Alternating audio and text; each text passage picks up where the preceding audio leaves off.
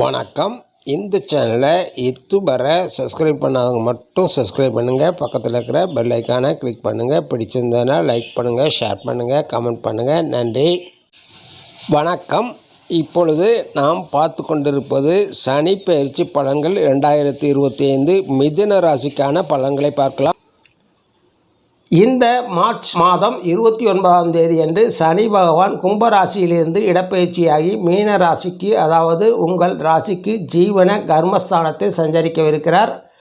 மீன ராசியில் அடுத்த 2.5 ஆண்டுகள், அதாவது ஜூன் 3, 2027 வரை அமர்ந்திருப்பார். சனி பகவான் இதுவரை உங்கள் பாக்கியஸ்தானத்தில் அமர்ந்து உங்களுக்கு கலவையான பலன்களையே கொடுத்திருப்பார். இனி அந்த நிலை மாறும். இனி உங்கள் விடாமுயற்சி உழைப்புக்கேற்றவாறு நீங்கள் நற்பலன்களை பெறவிருக்கிறீர்கள். அவர் அமர்ந்திருக்கும் ராசியிலிருந்து 3, 7, 10 என்ற பார்வையாக உங்கள் விரயஸ்தானத்தையும் உங்கள் தாய் சுகஸ்தானத்தையும் கலசரஸ்தானத்தையும் பார்க்கவிருக்கிறார். சனி பகவான் 3, 6, 11 ஆகிய இடங்களில் மட்டுமே சிறப்பான பலன்களை வழங்குவார். மற்ற 8 கிரகங்கள் அமர்வுகளுக்கு ஏற்றவாறு பலன்களில் மாறுபாடு இருக்கும். உங்கள் ஜாதகத்தில் தசாபுத்திக்கு தகுந்தவாறு பலன்கள் மாறுபடும். இப்பொழுது பொதுவான பலன்களை முதலில் பார்க்கலாம். இந்த வருடம் ஜூலை 13 முதல் நவம்பர் 28 வரை சனி பகவான் வக்கரகதியில் சஞ்சரிக்கிற காலங்களில் உங்களுக்கு நற்பலன்கள் மிகுந்திருக்கும். உங்களுக்கு இந்த சனி பெயர்ச்சியால் சில நற்பலன்களும் சில சாதா பலன்களும் நடைபெறவிருக்கிறது. நீங்கள் செய்யக்கூடிய ஜீவன தொழில்களான வேலை, தொழில், வியாபாரம், விவசாயம் போன்ற துறைகளில் மிகவும் கவனமுடன் அதிக உழைப்பையும் முனைப்பையும் காட்டினால் உங்கள் உழைப்புக்கேற்ற நற்பலன்களை பெற முடியும்.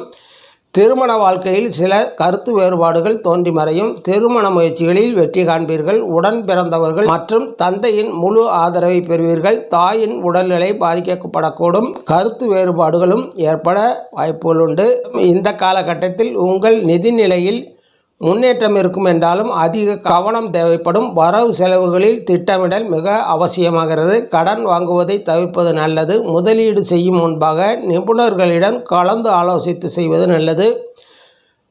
பணம் சம்பந்தமான எல்லா விஷயங்களிலும் கவனமுடன் செயல்படுங்கள். உங்கள் ஆரோக்கியத்தை பொறுத்தவரை அதிக அக்கறையுடன் செயல்பட வேண்டிய காலம் இது. சிறிய நோயாக இருந்தாலும் வளர விடாமல் சிகிச்சை மேற்கொள்வது நல்லது. நல்ல ஊட்டச்சத்துள்ள நோய் எதிர்ப்பு சக்தியுள்ள உணவுகளை உட்கொள்வது நல்லது. உடல் நலன், மனநலன், ஆன்மீகம், யோகா, தியானம், உடற்பயிற்சி, நடைப்பயிற்சி போன்றவை மேற்கொள்வது உங்கள் உடலை ஆரோக்கியமாக வைத்துக்கொள்ள உதவும்.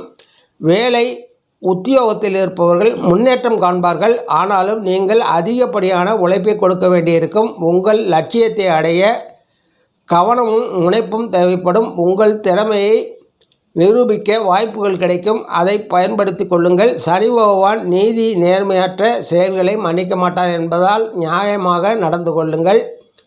உங்கள் தொழில், வியாபாரம், விவசாயம் லாபகரமாக நடைபெறும் காலமாகவே இந்த காலம் அமையும். ஆனாலும் திடீர் செலவுகள் ஏற்பட வாய்ப்புண்டு என்பதால் நிதி விஷயத்தில் திட்டமிடுதல் அவசியம். உங்கள் உழைப்புக்கேற்ற பலன்களை பெற்று மகிழ்வீர்கள். காதல், குடும்ப, மன வாழ்க்கையை பொறுத்தவரை திருமணமாகாதவர்களுக்கு திருமண வாய்ப்புகள் கூடி வரும். திருமண தடைகள் அகலும். தந்தை மற்றும் சகோதர உறவு உதவிகரமானதாகவும் வலுவானதாகவும் அமையும். தாயுடனான உறவு கருத்து வேறுபாடுகள் ஏற்படும். தாயின் உடல்நிலை பாதிப்புகளை சந்திக்கலாம். குடும்பத்தாருடன் உறவு மேம்பட வெளிப்படை தன்மையுடன் நடந்து கொள்வது நல்லது. திருமணமான தம்பதியினரிடையே ஒற்றுமை மேலோங்கும். நெருக்கம் அதிகரிக்கும். ஒரு சில விஷயங்களில் கருத்து மாறுபாடுகள் ஏற்பட வாய்ப்புண்டு. ஒருவருடன் ஒருவர் கலந்து பேசி முடிவெடுப்பது நலன் தரும். மாணவர்கள் இந்த காலகட்டத்தில் நற்பலன்களை பெறுவார்கள். அறிவுத்திறன், ஞாபக சக்தி அதிகரிக்கும். உங்கள் கடின உழைப்பிற்கான பலன்களை பெறுவீர்கள். உச்சபட்ச வெற்றியை பெற வேண்டுபவர்கள் கூடுதல் உழைப்பும் முயற்சியும் தேவைப்படும். உங்களுக்காக மிக உயரிய எதிர்காலம் காத்திருக்கிறது. அரசியல்வாதிகள் மிகுந்த கவனமுடன் செயல்பட்டால் உங்கள் இலக்குகளை அடைய முடியும். உங்கள் எதிரிகளால் உங்கள் உடன் இருப்பவர்களுடன் கவனமாக இருங்கள். கலைத்துறையில் இருப்பவர்கள் வாய்ப்புகளை பெற சற்று சிரமப்பட வேண்டியிருக்கும் என்றாலும் வாய்ப்புகளை தேடி சென்று பெற்றுவிடுவீர்கள். பொதுவாகவே நல்லதும் அல்லதும் கலந்தே இந்த சனிப்பெயர்ச்சி அமையவிருக்கிறது. எல்லா வகையிலும் கவனமாகவும் விழிப்புடனும் இருந்தால் வெற்றி தேடி வரும். பரிகாரம் என்று யாராவது சொன்னால் செவிசாய்க்காதீர்கள். இறைவன் ஒருவரால் மட்டுமே நமது நிலையை மாற்றி அமைக்க முடியும். தொடர்ச்சியாக ஆன்மீக வழிபாட்டை மேற்கொள்ளுங்கள். ஆஞ்சநேயருக்கு சனிக்கிழமை தோறும் தீபமேற்றி வணங்கி வாருங்கள். உங்களால் முடிந்தால் அனாதை ஆசிரமங்களுக்கு உணவளியுங்கள். நன்றி, வணக்கம். மீண்டும் சந்திப்போம்.